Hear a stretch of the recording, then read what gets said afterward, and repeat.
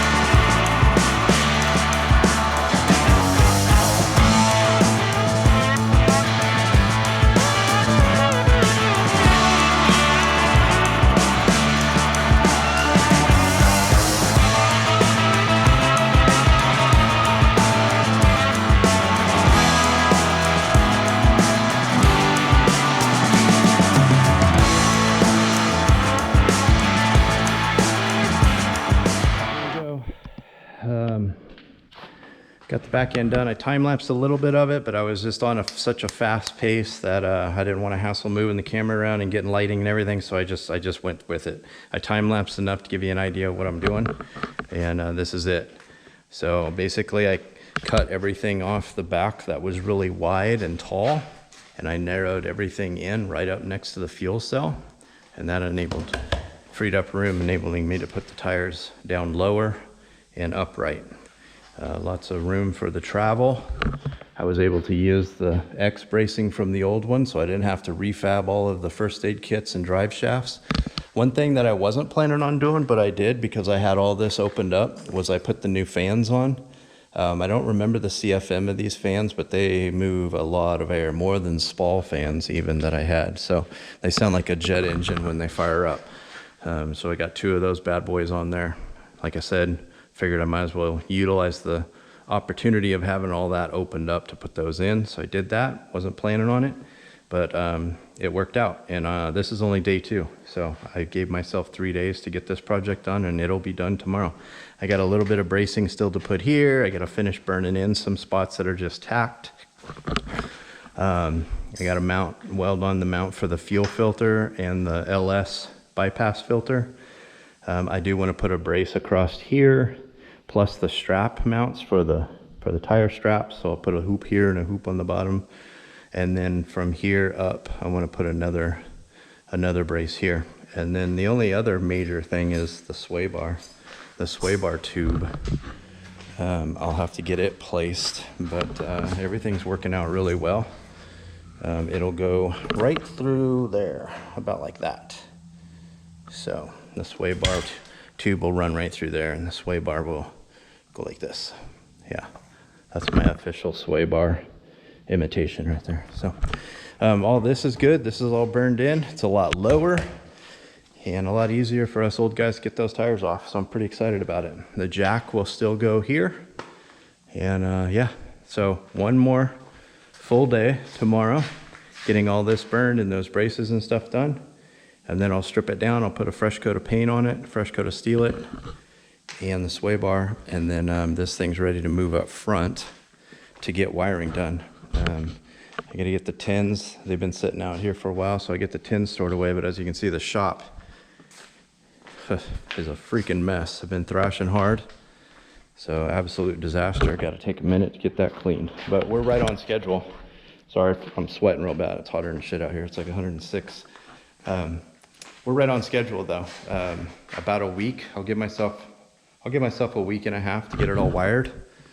And then that frees up pretty much most of August, pretty much all of August for testing. So knock on wood, everything keeps going just like it is, which is really, really smooth. So anyway, I'll get this video put together and sent out in the next couple of days. It's running kind of long, so I want to get it out. You'll see the completion in the next one, and getting ready to fire that beast up here really soon. So, all right, see you next time. All right, here's our big delivery that I was talking about.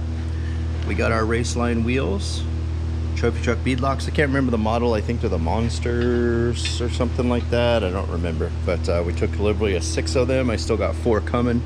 For a minute, these things were really hard to get just because of shipping. I don't remember if a while back there had a freighter stuck off the shore in the ocean somewhere that had just a ton of these on there, and it really screwed up all the delivery and everything. So anyway, we're finally able to take delivery of 6 of them, and yeah, pretty excited to get these suckers on there. They're about 22 pounds lighter than the Steelies that I currently have been running, so it'll be nice to get these 6 onto the truck, and then we'll run the Steelies as our spares and backups in the pits until we get the other 4. But yeah, can't wait. Get them bolted on there and try them out. Check them out, hashtag Team Raceline or Raceline.com, and check out what they got. Best wheels you can buy. Thank you, Raceline. We'll see you out there.